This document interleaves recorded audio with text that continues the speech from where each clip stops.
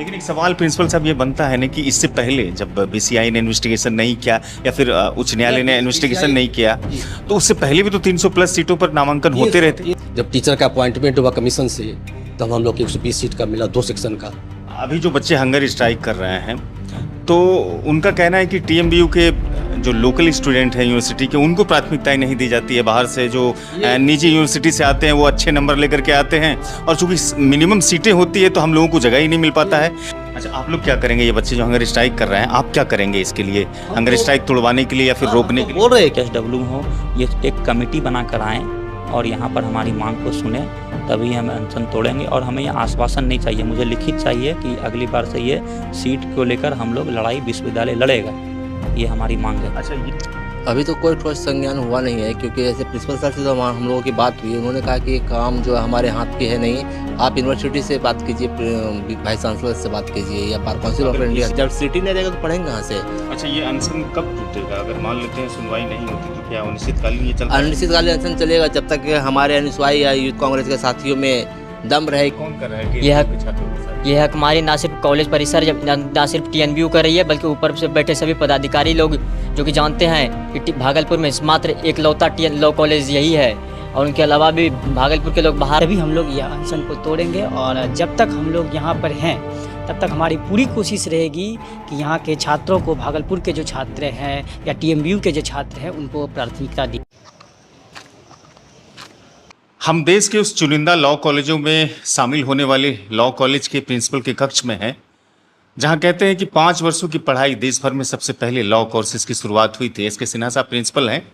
TNB law college के नाम से जाना जाता है, और पिछले कई वर्षों से लगातार कॉलेज ने कई उतार चढ़ाव भी देखे।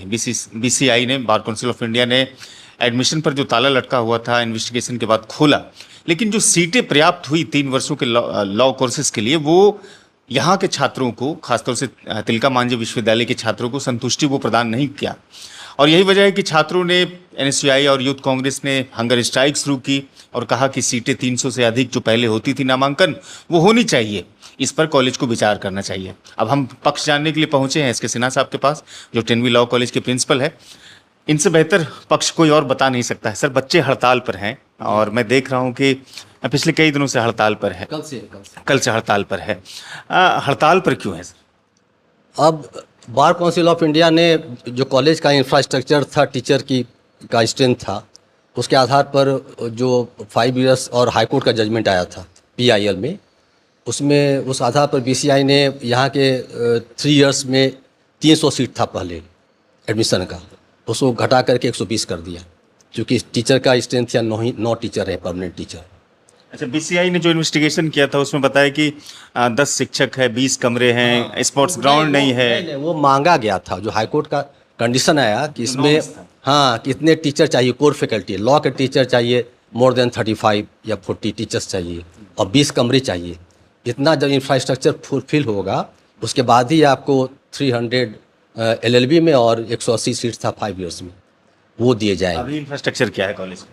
अभी तो 10 कमरे हैं और 9 टीचर हैं हम लोग। लेकिन एक सवाल प्रिंसिपल साहब ये बनता है ना कि इससे पहले जब बीसीआई ने इन्वेस्टिगेशन नहीं किया या फिर उच्च न्यायालय ने इन्वेस्टिगेशन नहीं किया, तो उससे पहले भी तो 300 प्लस सीटों पर नामांकन होते रहते। 300 सीट पर हो रहा था, 300 सीटों पर। तो अचानक से फिर क्या हो गया? इस तरह की चीजें जो पैरामीटर या फिर क्राइटेरिया, टीचर बहुत कम गए, लोग रिटायर होते गए। 4 टीचर हम लोग बचे थे यहाँ पर। इसी में किसी लड़के ने पीआईएल किया था पटना में, उसी में हाईकोर्ट, उसके बाद कोर्ट का आदेश आया कि इंफ्रास्ट्रक्चर पहले फुलफिल करिए, उसके बाद पूरा एडमिशन लीजिए। इसलिए बीसीआई उसको 120, जितने स्ट्रेंथ हम लोग को टीचर का अपॉइंट 2-3 साल बंद रहा एडमिशन यहाँ। जब टीचर का अपॉइंटमेंट हुआ कमीशन से, तब हम लोग को 120 सीट का मिला 2 सेक्शन का, 60 120 लड़के का एडमिशन का परमिशन मिला बार काउंसिल ऑफ इंडिया से। अभी जो बच्चे हंगर स्ट्राइक कर रहे हैं, तो उनका कहना है कि टीएमबीयू के जो लोकल स्टूडेंट हैं यूनिवर्सिटी के, उनको प्राथमिकताएं नहीं दी जाती है। बाहर से जो निजी यूनिवर्सिटी से आते हैं वो अच्छे नंबर लेकर के आते हैं, और चूंकि मिनिमम सीटें होती है तो हम लोगों को जगह ही नहीं मिल पाता है। और दूसरी चीज़ें हैं कि बांका, भागलपुर, नवगछिया के अगर कोटों की बात करेंगे तो 90% जो है वो अधिवक्ता इन्हीं कॉलेज से पढ़ करके बाहर गए हैं। तो यहाँ के लोकल छात्रों को तो कोई इंपॉर्टेंस मिलना चाहिए या फिर प्रिविलेज मिलना चाहिए? ये कॉलेज का प्रिरोगेटिव नहीं है, ये तो यूनिवर्सिटी डिसाइड करेगी ना। प्रिंसिपल और कॉलेज के हाथों में कुछ नहीं है, ये लोग तो यूनिवर्सिटी डिसाइड करेगी किसको लेना है। वहाँ से जो गाइडेंस हम लोग को मिलता है उसके अनुसार हम लोग नामांकन करते हैं। नामांकन समिति है यूनिवर्सिटी में, उनके दिशा निर्देश के अनुसार हम लोग। अच्छा, आप लोग क्या करेंगे? ये बच्चे जो हंगर स्ट्राइक कर रहे हैं, आप क्या करेंगे इसके लिए? हंगर स्ट्राइक तोड़वाने के लिए या फिर रोकने तो के लिए? बोल रहे हैं कि भाई हम प्रयास करेंगे। हम तो टीचर के स्ट्रेंथ बढ़ाने के लिए यूनिवर्सिटी को लिखे हुए हैं। आपने लिखा है? हाँ, कोर फैकल्टी में सैंक्शन पोस्ट बढ़ाया जाए, तो यूनिवर्सिटी प्रोसेस कर रही है। स्टेट गवर्नमेंट में गया होगा या जाएगा। लेकिन बच्चे कहते हैं कि प्रिंसिपल साहब का रुझान ठीक है, लेकिन प्रिंसिपल साहब थाने को लिख करके भी दे देते हैं कि विधि व्यवस्था संधारण में दिक्कत हो सकती है। तो कहीं ना कहीं बच्चों पर अगर उसके खिलाफ लिख करके आप दे रहे हैं तो ये सारी चीज़ें। देखिए, हमारे यहाँ भी यूनिवर्सिटी का एग्जामिनेशन चल रहा है, सेंटर है यहाँ, एडमिशन प्रोसेस चल रहा था और वो हंगर स्ट्राइक पर हैं लोग, है ना। उनका भी तो देखना पड़ेगा हित। इसलिए हम लोग प्रशासन को इन्फॉर्मेशन देना हमारा कर्तव्य होता है कि लॉ का यहाँ के कैंपस का शांति बना रहे, लॉ एंड ऑर्डर जो है वो सही रहे। इसलिए हम लोग प्रशासन को और यूनिवर्सिटी को अवगत कराते हैं। अच्छा, एक आखिर में सवाल, अगर मान लेते हैं कि उनका विश्वविद्यालय नहीं सुन रहा है तो क्या हंगर स्ट्राइक बच्चे जारी रख सकते हैं या नहीं रख सकते हैं? यूनिवर्सिटी विश्वविद्यालय को इन्फॉर्मेशन गया है, हम सबको इन्फॉर्मेशन दे दिए, वो लोग बात करेंगे, जरूर करेंगे। हम तो तैयार, हम तो बोले कि हम इसलिए प्रयासरत हैं, तुम लोग तोड़ो अपना जो अनशन किए उसको तोड़ो। हम कोशिश करेंगे, हम लिख कर दे देते हैं कि हम पूरा प्रयास करेंगे तुम्हारे हित में, और कॉलेज के हित में है, उनके हित में तो कॉलेज के हित में भी है। इसलिए हम चाहेंगे कि जितना सीट बढ़ जाए, 300 हो जाए, सभी बच्चे यहाँ पढ़ें। एस के सिन्हा साहब को आप सुन रहे थे। प्रिंसिपल साहब का खुद मानना है कि अगर कॉलेज में अधिक सीट होती है, सीट को मैक्सिमाइज किया जाता है तो ये अच्छी बातें हैं। और जो हंगर स्ट्राइक बच्चे कर रहे हैं, हम भी चाहते हैं कि उसकी मांगों को सुनी जाए। इसके लिए एडमिनिस्ट्रेशन जो तिलका मांझी है, अगर वो संज्ञान लेती है तो बेहतर हो सकता है। फिलहाल इस पर आगे क्या एक्टिविटीज़ होगी, हमारी भी नजरें रहेगी, हम आपको अपडेट्स पहुँचाते रहेंगे। फिलहाल और हमारे चैनल को आप सब्सक्राइब कीजिएगा, साथ में हमारे फेसबुक पेज को फॉलो कीजिएगा। शुक्रिया। टीएनबी विधि महाविद्यालय में कई दिनों से एडमिशन की प्रक्रिया, नामांकन की प्रक्रिया बंद थी, और जब इसे चालू किया गया तो 120 सीटों पर इसे नामांकन चालू किया गया। पहले यहाँ पर 324 सीटों पर नामांकन हुआ करता था LLB 3 इयर्स कोर्स में, और 5 इयर्स कोर्स में भी 300 सीट पे यहाँ पर नामांकन होता था। और इसी इंफ्रास्ट्रक्चर में और इसी टीचर में और इतने ही फैकल्टी हुआ करते थे। फिर भी जो है इसे घटाकर 120 किया गया, और 120 सीट करने के बाद जो है हमारे जो तिलका मांझी भागलपुर विश्वविद्यालय के छात्र हैं वो नामांकन से वंचित हो रहे हैं। और सबसे बड़ी चीज़ ये है कि इस पूरे प्रमंडलीय क्षेत्र में और इस पूरे बिहार में मात्र एक पटना लॉ कॉलेज और भागलपुर TNB लॉ कॉलेज है जो कि यहाँ पर गरीब किसान और के बच्चे पढ़ते हैं, क्योंकि यहाँ का फीस जो है मात्र प्रत्येक सेमेस्टर 5,000 रुपया लगता है। और बाद बाकी जितने कॉलेज यहाँ पर हैं, आप चले जाइए मुंगेर विश्वविद्यालय, वहाँ की फ़ीस 30,000 रुपया प्रत्येक सेमेस्टर है। अद्वैत मिशन अभी जब बौंसी में खुल रही है, उनकी फ़ीस जो है लाखों में है। तो आखिर गरीब के बच्चे कहाँ जाएँ? मैं इस कॉलेज में खुद 2 बार अप्लाई किया, मैं अपनी बात बता रहा हूँ, 2 बार नामांकन से वंचित हो गया। उसका एक ही कारण रहा, क्योंकि मैं तिलका मांझी भागलपुर विश्वविद्यालय का पढ़ा हुआ छात्र हूँ।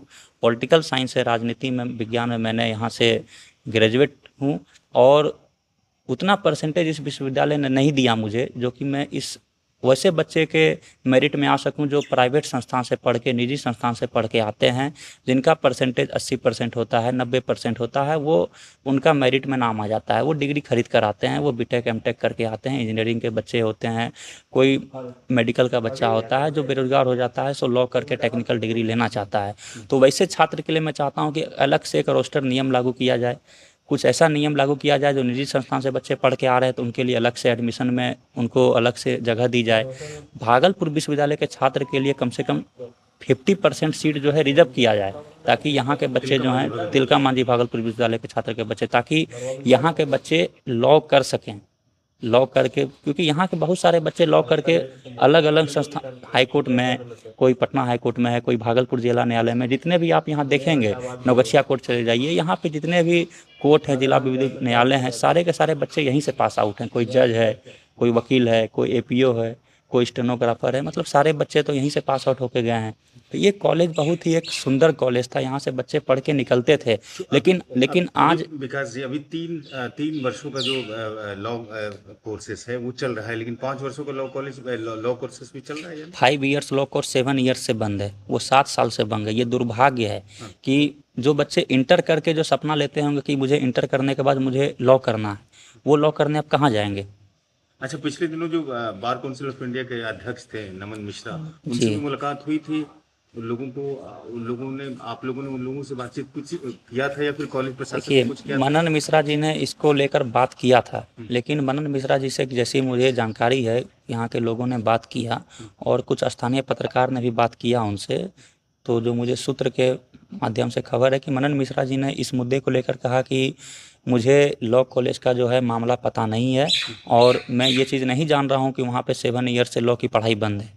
ये चीज़ उनके संज्ञान में भी नहीं है, उनका ये कहना है। तो मनन मिश्रा जी को मैं अपने इस अनशन के माध्यम से बता देता हूँ कि आप इस पर संज्ञान लें। अगर आप देख रहे हैं इस अनशन को, अगर आप पढ़ रहे हैं तो इसको संज्ञान लें और जल्द से जल्द इसको यहाँ पर जो कोर्स की पढ़ाई बंद है, जो हमारी मांग है, उसे पूर्ण करें, ताकि हम ये छात्र हित की बात कर रहे हैं और छात्र हित के लिए हम लोग बैठे हुए हैं। अच्छा, कितने दिनों से आप हंगर स्ट्राइक? अभी हम यहाँ पर एक बार मैंने सबसे पहले यहाँ पर धरना प्रदर्शन किया सांकेतिक रूप से इसी लॉ कॉलेज में, एप्लीकेशन को फॉरवर्ड किया राज्यपाल तक, लेकिन कोई आश्वासन कुछ भी मतलब कोई प्रकार का जो है उसका रिप्लाई नहीं आया। इसके बाद मैंने विश्वविद्यालय में एक दिन सत्याग्रह किया, एनएसवाई और युवा कांग्रेस के संयुक्त तत्वाधान में जो है ये कार्यक्रम चल रहा था। तो वहाँ पर जो है देने के बाद वहाँ पर भी जो है ऐसा नादारद स्थिति है विश्वविद्यालय की कि वहाँ पर न VC बैठते हैं, न वहाँ पे रजिस्ट्रार बैठते हैं, न DSW बैठते हैं। जब से आपने हड़ताल शुरू किया है हंगर स्ट्राइक, तब से आपसे कोई भी लॉ कॉलेज के प्रशासन या प्रिंसिपल? लॉ कॉलेज के प्रिंसिपल मेरे पास आ रहे हैं और बात कर रहे हैं और उन्होंने कहा कि मैं लिख कर दे देता हूँ, आप ये स्ट्राइक को तोड़ दो। तो मैं लॉ कॉलेज के प्रिंसिपल को मैंने कहा कि आप तो कहते हैं कि मेरे हाथ में नहीं है, तो आपके लिखने से मैं अनशन कैसे तोड़ दूं। जब तक विश्वविद्यालय के अधिकारी, वैसे कोई अधिकारी जो इस मामले को संज्ञान में ले सकते हैं, वो रजिस्ट्रार हों या प्रभारी कुलपति हों या फिर आपके DSW हों, ये एक कमेटी बनाकर आएँ और यहाँ पर हमारी मांग को सुने, तभी हम अनशन तोड़ेंगे। और हमें ये आश्वासन नहीं चाहिए, मुझे लिखित चाहिए कि अगली बार से ये सीट को लेकर हम लोग लड़ाई विश्वविद्यालय लड़ेगा, ये हमारी मांग है। अच्छा, ये अनशन पर क्या यूथ कांग्रेस और NSY के अलावा और भी कोई लोगों का समर्थन? यूथ कांग्रेस और NSY का समर्थन है। फिलहाल यूथ कांग्रेस और NSY के संयुक्त तत्वाधान में एक कार्यक्रम हो रही है और यहाँ पर जो है अभी समर्थन किसी का प्राप्त मुझे नहीं है। अभी तो कोई ठोस संज्ञान हुआ नहीं है, क्योंकि जैसे प्रिंसिपल सर से तो हम लोगों की बात हुई, उन्होंने कहा कि ये काम जो है हमारे हाथ की है नहीं, आप यूनिवर्सिटी से बात कीजिए, वाइस चांसलर से बात कीजिए या बार काउंसिल ऑफ इंडिया से। अगर VC संज्ञान लेंगे तो कुछ हो सकता है। हाँ, VC संज्ञान लेंगे उस पर कुछ हो सकता है, क्योंकि वो VC के हाथ में पावर, राजभवन से बात करेंगे, बार काउंसिल ऑफ इंडिया से बात करेंगे, तो हमारी सीट जो 324 थी पहले वो पुनः बहाल होकर 324 कर दिया जाए। क्योंकि आम छात्रों को, जो उनके पास पैसे नहीं होते, जो गरीब क्लास के लोग होते हैं, वो तो इतने अच्छे एजुकेशन से वंचित रह जाते हैं। इसमें हमारे कितने ऐसे भाई बहन हैं जो कि आते हैं एडमिशन के लालच में, एडमिशन लेंगे, हमारे कम पैसे में पढ़ाई हो जाएगी, बट यहाँ जब सिटी नहीं रहेगा तो पढ़ेंगे कहाँ से? अच्छा, ये अनशन कब टूटेगा? अगर मान लेते हैं सुनवाई नहीं होती तो क्या अनिश्चितकालीन ये चलता? अनिश्चितकालीन अनशन चलेगा जब तक हमारे NSY या यूथ कांग्रेस के साथियों में दम रहेगी, जान रहेगी, लड़ते रहेंगे, जुझते रहेंगे। क्योंकि हमारा मांग युवाओं के लिए है, युवाओं की हक की आवाज़ बनते हैं। आज पूरे देश में युवाओं की हक की आवाज़ को जो दबाने का काम कर रहे हैं मौजूदा सरकार, उनके खिलाफ भी हम युवा एक होकर जाग चुके हैं और अपने हक की आवाज़ के लिए लड़ते रहे हैं, लड़ते रहेंगे। देखिए, जिस तरीके से पहले आज से करीब 7 वर्ष पहले TNB लॉ कॉलेज में 324 सीट हुआ करती थी, उन्हें घटा करके महज 120 सीट कर दिया गया। 5 ईयर्स लॉ कोर्स तो 7 वर्षों से बंद है ही है और उनके अलावा भी TNBU के छात्रों को प्राथमिकता नहीं दी जा रही है। क्या गांधी जी के सपनों का भारत यही है कि जो पहले सीट थी उन्हें घटा करके महज 120 सीट कर दिया जाए? क्या छात्रों के हक को ये नहीं छीना जा रहा है? ये हकमारी कौन कर रहा है ये TNBU के छात्रों के साथ? ये हकमारी ना सिर्फ कॉलेज परिसर, ना सिर्फ TNBU कर रही है, बल्कि ऊपर से बैठे सभी पदाधिकारी लोग जो कि जानते हैं कि भागलपुर में मात्र एकलौता लॉ कॉलेज यही है और उनके अलावा भी भागलपुर के लोग बाहर पढ़ने के लिए जाते हैं, पटना जाते हैं, दिल्ली जाते हैं। गरीब आखिर कहाँ से वकील बने? गरीब आखिर कैसे पढ़ाई करे? कैसे आखिर लॉ बनने का सपना पूरा करे? कैसे आखिर वकील बने? ये उनके हक और अधिकारों को छीन रही है ये सरकारें। मृत्युंजय कुमार शर्मा, NSY नेता। आप भी भूख हड़ताल पर है। नहीं, हम समर्थन देने के लिए आए हैं दोनों भाइयों को। क्या कहेंगे? मेरा बस यही कहना है कि जो भी लोग इसके लिए जिम्मेदार हैं, जो कि मतलब जैसे बार काउंसिल है, जिनके संज्ञान से ये हो सकता है ये कार्यक्रम की मतलब 324 सीट जो पुनः लागू हो सकती है, उन्हें जल्द से जल्द इस मामले पे आकर हम सभी भाइयों को आश्वासन नहीं बल्कि लिखित देना पड़ेगा कि हम लोग 324 सीटों की जो आपकी मांग है उसको पूरी करेंगे और फिर 5 ईयर LLB कोर्स को भी पुनः से चालू करेंगे।